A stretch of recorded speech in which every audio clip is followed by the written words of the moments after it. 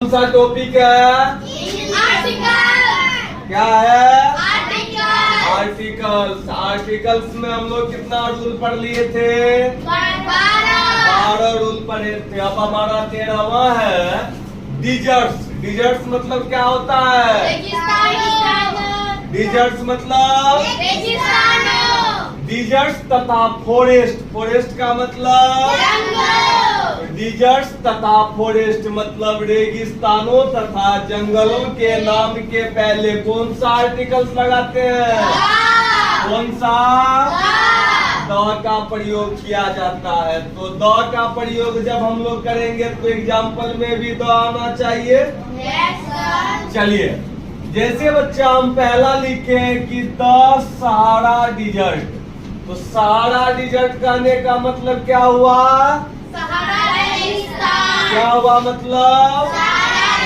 सहारा रेगिस्तान। तो अगर सहारा डिजर्ट कर रहे हैं, सहारा रेगिस्तान कर रहे हैं, तो हम रूल में लिखे हैं कि रेगिस्तानों के नाम के पहले द का प्रयोग किया जाता है। इसलिए नहीं आता लगाए थे।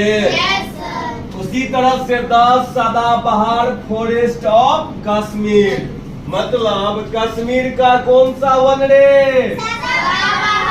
सदाबहार वन। सदाबहार वन है तो इसके नाम के पहले क्या लगाए हैं?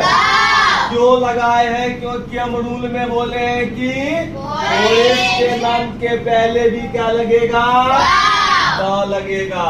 चलिए, उसके बाद है अपना rule number 14 heavenly buddies. Heavenly buddies का मतलब क्या होता है?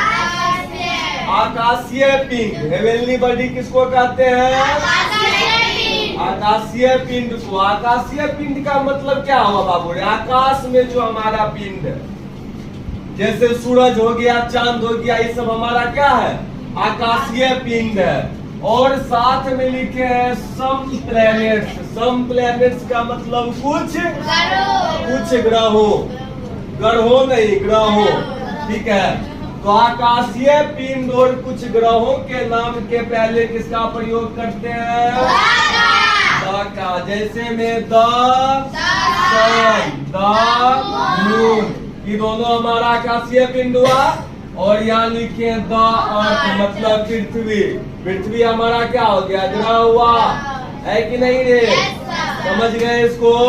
फिर से समझाना पड़ेगा।